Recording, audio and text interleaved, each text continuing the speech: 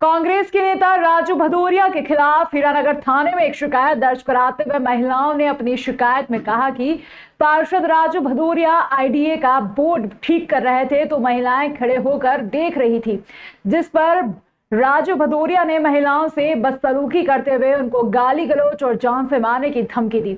इतना ही नहीं, उनके मकान भी तोड़ने की बात कही। महिलाओं की शिकायत पर हीरानगर में प्रकरण दर्ज कर लेने के बाद पूरे मामले की जांच की जा रही है।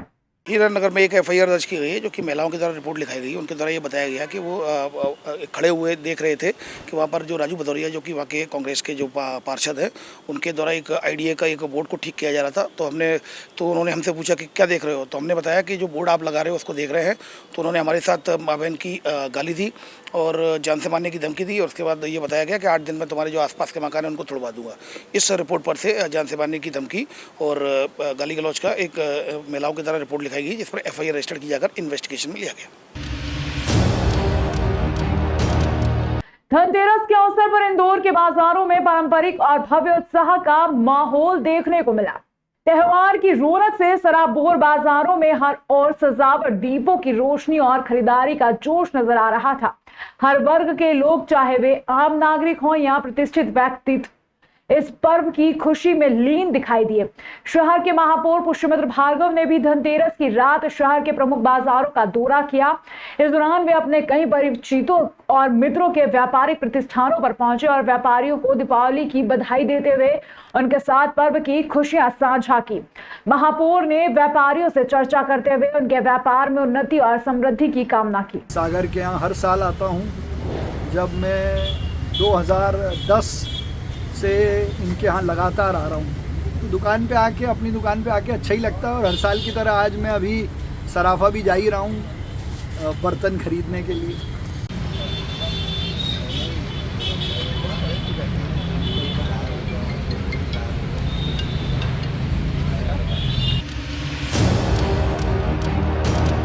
दीपावली से एक दिन पहले मोबाइल मिलने पर 284 चेहरों पर मुस्कान लौट आई।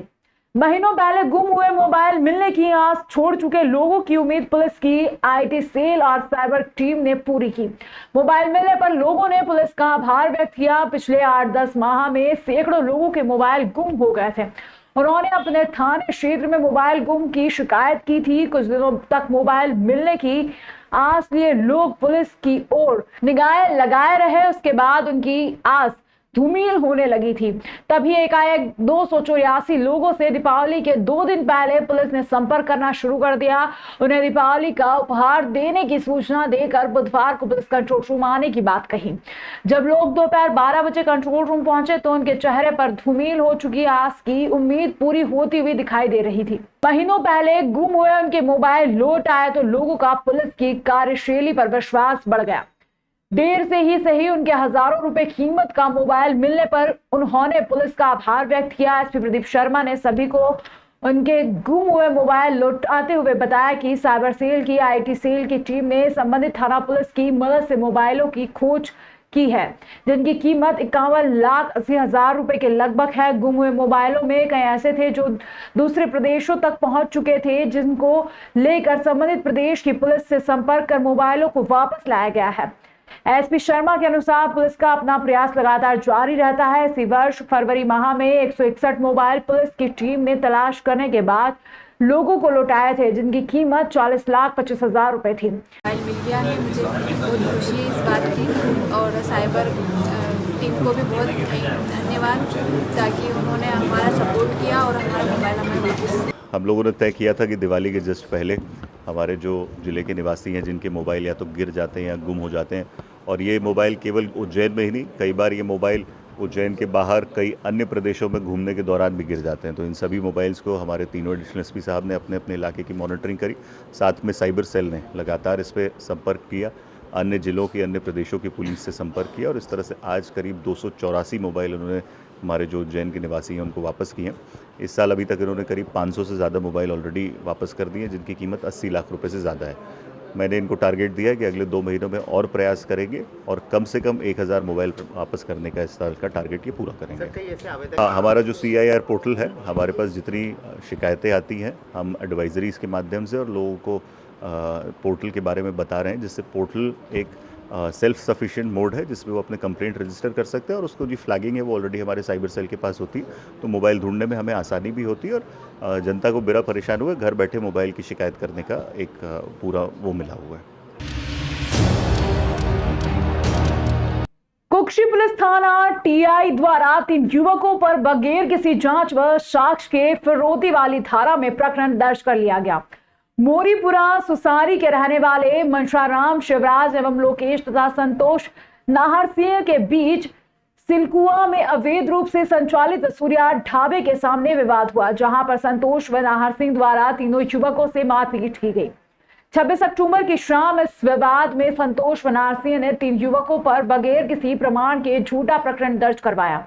इस झूठे प्रकरण पर तीनों युवकों के रिश्तेदारों ने पुलिस थाना टीआई, एसडीओपी कुक्षी व एसपी धार को पृथक आवेदन देकर पूरे प्रकरण की साफ निष्पक्ष जांच कर संतोष व नाहर सिंह पर भी नियमानुसार प्रकरण दर्ज करने का उल्लेख किया है। मोरीपुरा सुसारी एक ऐसा स्थान है जहां पर आज तक किसी पर भी कोई प्रकरण दर्ज नहीं हुआ। दीपावली के ठीक पूर्व पुलिस थाना कुक्षी द्वारा इस प्रकार का झूठा प्रकरण दर्ज करने से पूरा गांव सदमे में है। राजनीतिक दबाव के चलते पुलिस थाना कुक्षी द्वारा इस प्रकार एक तरफा मामला दर्ज करने से तीनों युवकों का जीवन बर्बाद होने का भारी खतरा उत्पन्न हो गया है। सिलकुआ में सूर्या ढाबे के पास हुई।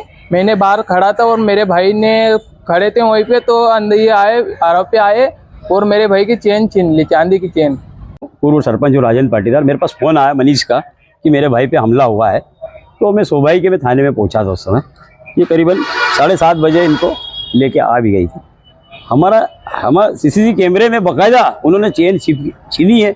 पुलिस ने, हमने आवेदन दिया, हमारे आवेदन पे विचार न करते हुए हमारे लोगों के खिलाफ, जो हमारे गाँव के जो बड़े बच्चे पढ़ भी रहे, जो 3 बच्चे जिनके खिलाफ 319 की जो फिरौती मांगने की धाराएं लगा दी, जबकि फिरौती मांगने की कोई ऐसी बात हुई भी नहीं थी वहाँ पे, क्योंकि जो संतोष है वो शराब माफिया है, शराब का धंधा करता है। नाहर सिंह के खिलाफ पूर्व में भी उसके 1 साल से वारंटी निकला, उसको इनाम एसपी ने रखा है। ऐसे आदमी के कहने पे पुलिस ने हमारे 3 लोगों को, निर्दोष बच्चों के खिलाफ प्रकरण दर्ज कर दिया गया। तो माननीय मैंने एसपी साहब से भी निवेदन किया है और आईजी साहब से भी निवेदन किया है कि तत्काल एक्शन लिया जाए और ये जो जिन लोगों ने झूठी रिपोर्ट लिखी उनके खिलाफ भी कार्रवाई की जाए, पुलिस के खिलाफ भी कार्रवाई की जाए और उनके खिलाफ भी कार्रवाई जाए और उनके खिलाफ चोरी का प्रकरण पंजीबद्ध किया जाए। देश विदेश गांव शहर सब पे नजर, सबकी खबर, नया रूप है नए है रंग, सबको समेटे अपने संग।